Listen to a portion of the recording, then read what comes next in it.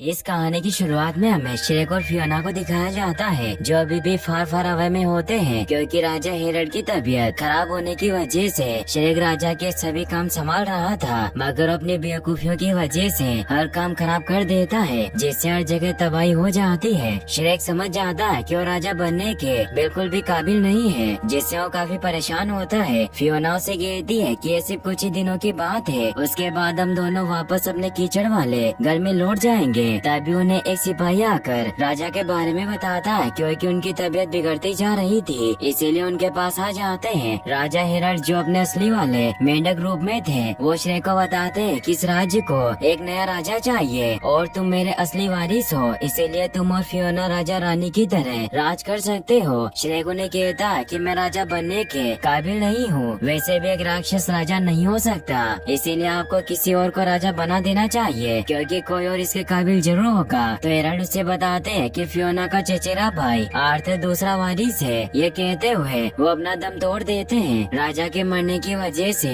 पूरा राज्य दुखी होता है और राजा का फ्यूनरल किया जाता है। सभी बहुत दुखी होते हैं। वहीं हमें प्रिंस चार्मिंग को दिखाया जाता है जो अपनी माँ फेरी गॉड मदर के मरने का श्रेक से बदला लेकर फार फार अवे का राजा बनना चाहता है, इसीलिए वो पॉइजन एप्पल बार में आता है जहाँ सभी परियों की कहानी के खलनायकों को भड़काने लगता है कि तुम्हारे साथ हमेशा बुरा बर्ताव किया गया है जिससे तुम्हें कोई पसंद नहीं करता, इसीलिए हमें साथ में महल पर हमला करना होगा, जिससे जब मैं यहाँ का राजा बनूंगा तो हम सभी खुशी से रहेंगे। सभी इसके लिए तैयार हो जाते हैं। वही हमें श्रेक को दिखाया जाता है जो शिप से फार फार अवे के नए राजा यानी कि फियोना के चचेरे भाई आर्थर को लेने जा रहा होता है। उसके साथ डोंकी और पुस भी जा रहे होते हैं। जाते जाते फियोना श्रेक को बताती है कि मैं माँ बनने वाली हूँ। सभी से खुश होते हैं, लेकिन श्रेक इससे खुश नहीं होता क्योंकि श्रेक को लगता है कि वो बच्चों को संभाल नहीं सकता। पूरी रात सफर के बाद श्रेक अपने दलदल वाले घर में पहुंच जाता है जिससे वो बहुत खुश होता है और वो अंदर फियोना के पास जाता है, लेकिन वो फियोना नहीं बल्कि उसके बच्चे होते हैं जो बहुत मस्ती कर रहे थे और उन्हें संभाल नहीं पा रहा होता। इससे वो काफी डर जाता है और तभी डरने की वजह से उसकी आँख खुल जाती है क्योंकि वो सपना देख रहा था और अब वो वॉरिस्टर शायर एकेडमी पहुँच जाते हैं क्योंकि वहीं आर्थर पढ़ाई किया करता था, इसीलिए उसे ढूंढने लगते हैं। श्रेक दो लड़कियों से आर्थर के बारे में पूछता है, लेकिन वो श्रेक से डरकर वहाँ से चली जाती है, इसलिए श्रेक दो लड़कों से आर्थर के बारे में पूछता है। पहले तो श्रेक का मजाक उड़ाते हैं, मगर फिर उसे बता देते हैं कि वो वहाँ घोड़े पर गेम खेल रहा है जहाँ लेंस नाम का लड़का आर्थर को दूर गिरा देता है, मगर श्रेक लेंस को ही आर्थर समझ लेता है क्योंकि वो हष्ट पुष्ट और ताकतवर था, इसीलिए उसे उठाकर अपने साथ लेकर जाने लगता है। लेकिन लेंस उसे बताता है कि मैं आर्थर नहीं हूँ बल्कि वो पिद्दी सा लड़का जिसको मैंने हराया वो आर्थर है, मगर आर्थर वहाँ से भाग जाता है क्योंकि उसे लग रहा था कि श्रेक उसे खाने आया है, इसीलिए अब श्रेक उसे वापस से ढूंढने लग जाता है। वो एक हॉल में पहुँचता है जहाँ फैंसी ड्रेस कंपटीशन हो रहा था। वहाँ श्रेक को आर्थर भी नजर आ जाता है जिसे स्कूल के शरारती बच्चे परेशान कर रहे थे क्योंकि आर्थर के कमजोर होने की वजह से सभी बच्चे उसका मजाक उड़ाया करते थे।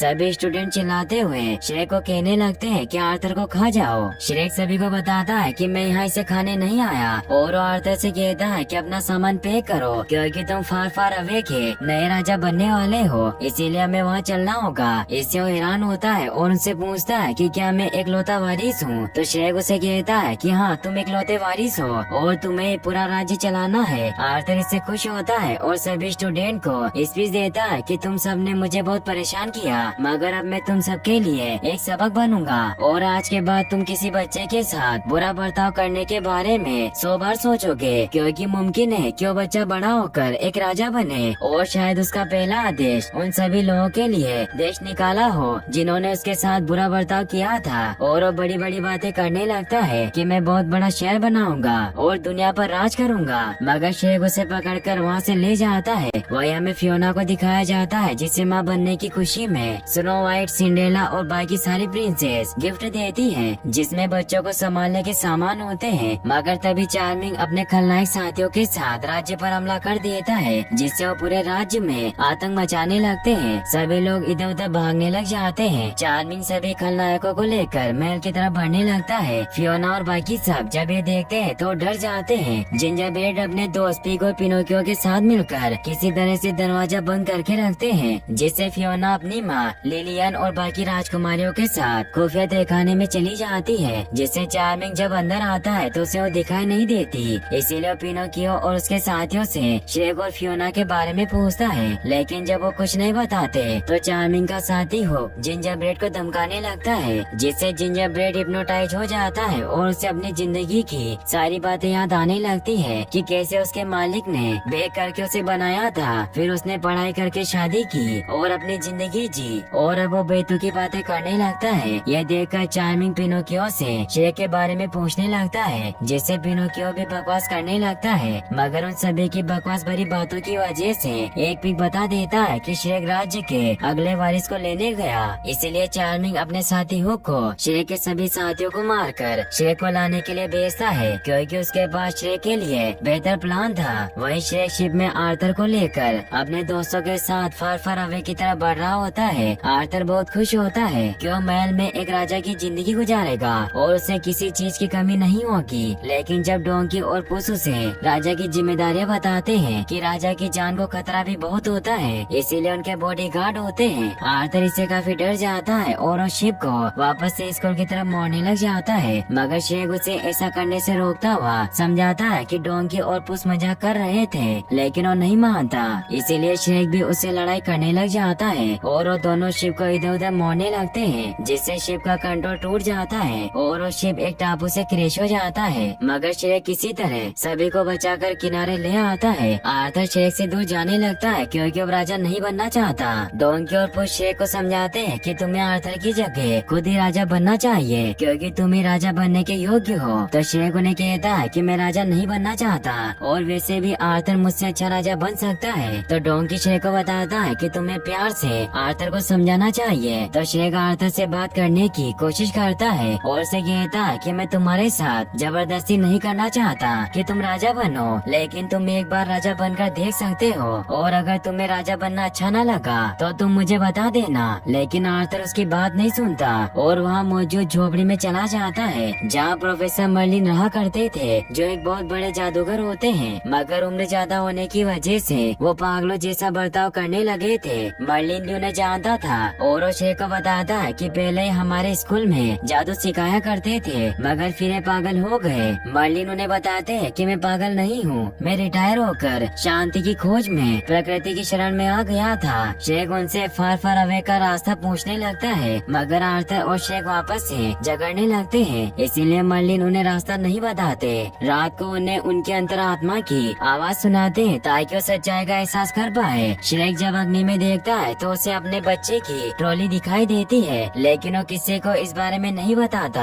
आर्थर जब आग में देखता है तो उसे कबूतर का बच्चा और उसके डेढ़ दिखाई देते हैं, जो बचपन में उसे छोड़कर चले गए थे और वो बच्चा अकेला रह गया था। आर्थर समझ जाता है कि यह कहानी उसकी है, क्योंकि बचपन में आर्थर के डेड उसे छोड़कर चले गए थे। श्रेक भी से दुखी होता है। वो श्रेक को बताता है कि मैं राजा बनने के लायक नहीं हूँ और मेरे पिता भी यही समझते थे, इसीलिए उन्होंने मौका मिलते ही मुझे उस स्कूल में छोड़ दिया। तो श्रेक आर्थर को बताता है कि मेरे पिता भी अच्छे नहीं थे, क्योंकि उन्होंने बचपन में सोच लगाकर मुझे खाने की कोशिश की। उसकी इन बातों से आर्थर खुश होता है। श्रेक उसे बताता है कि पहले सभी लोग मुझे दानव समझते थे कि मैं उन्हें खा जाऊंगा, और मुझे भी ऐसा ही लगता था, लेकिन कुछ समय बाद मैंने लोगों की बातों को नजरअंदाज करके खुद पर यकीन करना सीखा कि मैं अच्छा हूँ। आर्थर भी उसके बाद समझ जाता है कि श्रेक बुरा नहीं है। वहीं फियोना राजकुमारियों के साथ तहखाने से बाहर महल में आ जाती है ताकि वो चार्मिंग का प्लान पता कर सके, लेकिन रूपांजल उन्हें धोखा देती है, क्योंकि वो चार्मिंग को पसंद करने लगी थी। इसीलिए फियोना और बाकी सभी को सैनिकों से पकड़वा देती है, जिससे उन सभी को जेल में बंद कर दिया जाता है। वहीं श्रेक की जब आँख खुलती है तो उस पर चार्मिंग के भेजे हुए साथी हमला कर देते हैं। हुक अपने सभी आदमियों से कहता है कि श्रेक को छोड़कर बाकी सभी को मार दो, और वो आर्थर, डोंकी और पुस को पकड़ लेते हैं, लेकिन श्रेक उन्हें बचाता है और एक एक करके उन्हें मारने लगता है, जिससे वो वहाँ से भाग जाते हैं। हुक भागते भागते श्रेक से कहता है कि तुम चार्मिंग को रोक नहीं सकते। श्रेक को फार फार अवे जाने का कोई रास्ता नजर नहीं आता,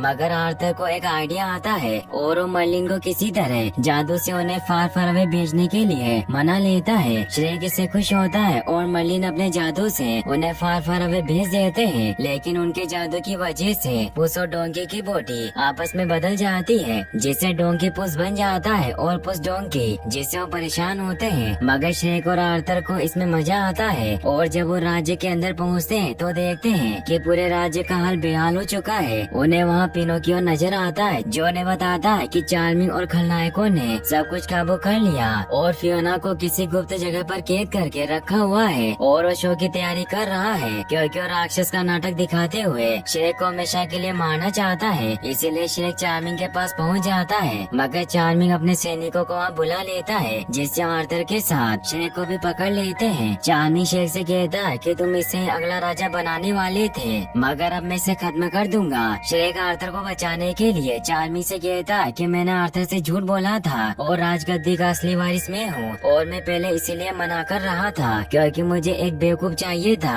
मगर अब मुझे तुम्हारी कोई जरूरत नहीं। चार्मिंग भी श्रेक की बातों में आ जाता है, मगर आर्थर को ये बातें सच्ची लगी थी, इसीलिए उदास होकर वहाँ से चला जाता है और अब श्रेक को बंदी बना लिया जाता है। डोंकी और पुस को फियोना के पास दूर जेल में कैद किया जाता है। डोंकी जो अब पुस की बॉडी में था वो फियोना को पूरी बात बताता है कि चार्मिंग ने श्रेक को बंदी बना लिया और वो आज रात उसे मारने वाला है। तो रानी लिलियन वहाँ से आजाद होने के लिए अपने सर से ही दीवार को तोड़ देती है, क्योंकि वो जवानी में एक बहुत ही बहादुर योद्धा थी और अब वो सभी तैयारी करके श्रेक को बचाने के लिए निकल जाती है। वही शहर में चार्मिंग का शो शुरू होने वाला था, जिसके लिए राज्य की पूरी जनता भी वहाँ आ गई थी। वही फियोना राजकुमारी के साथ महल के बाहर पहुँच जाती है और अब वो महल में दाखिल होने के लिए सैनिकों का ध्यान भटकाने लगती है और स्नो व्हाइट सभी जानवरों को बुलाकर सैनिकों पर हमला कर देती है, जिससे वो महल राज्य में घुस जाते हैं। वही पुस और डोंकी अपने बाकी साथियों को भी आजाद करवा लेते हैं। उन्हें आर्थर भी नजर आ जाता है जो निराश होकर जा रहा था।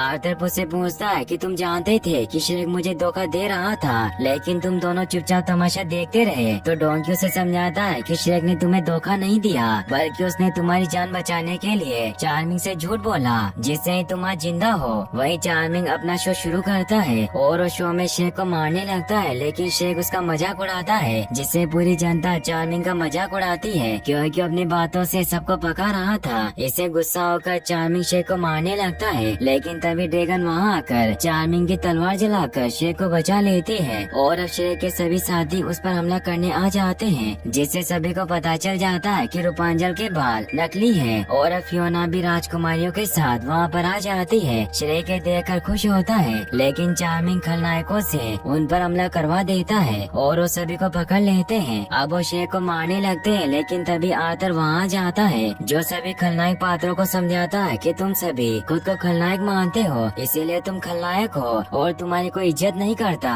साथ ही उन्हें ये भी कहता है कि मेरे दोस्त श्रेक ने मुझे कहा था कि अगर कुछ लोग तुम्हें खलनायक या राक्षस समझते हैं, इसका मतलब ये नहीं कि तुम वैसे हो। सबसे अहम बात तो ये है कि तुम खुद को क्या समझते हो, इसीलिए हम खुद ही खुद को रोकते हैं और चाहे कोई भी इंसान हो वो कुछ भी कर सकता है। तो वो सभी उसकी बात समझ जाते हैं, क्योंकि वो दिल से बुरे नहीं थे और वो सभी उनके अच्छे दोस्त बन जाते हैं। मगर चार्मिंग को इससे गुस्सा आता है और वो आर्थर पर हमला करने लगता है, लेकिन श्रेक उसे बचा लेता है और अब ड्रैगन चार्मिंग पर किला गिराकर उसे मार डालती है। अब आर्थर भी राजा बनने के लिए तैयार हो जाता है, जिससे सभी खुश होते हैं और आर्थर वो ताज पहन लेता है। मर्लिन भी वहाँ जाते हैं, इसीलिए पुस और डोंकी उनसे खुद को ठीक करवा लेते हैं, जिससे वो खुश होते हैं। लेकिन उनकी पूंछ अभी भी बदली हुई थी, मगर उनको इस बात का पता नहीं चलता। श्रेक और फियोना भी खुश होते हैं और वो वापस से अपने कीचड़ वाले घर पर रहने लग जाते हैं। अब उनके 3 बच्चे भी हो जाते हैं, जिनका वो अच्छे से ख्याल रख रहे होते हैं। डोंकी, पुस और ड्रैगन भी वहाँ जाते हैं और वो सभी बहुत खुश होते हैं और यहीं पर ये मूवी एंड हो जाती है।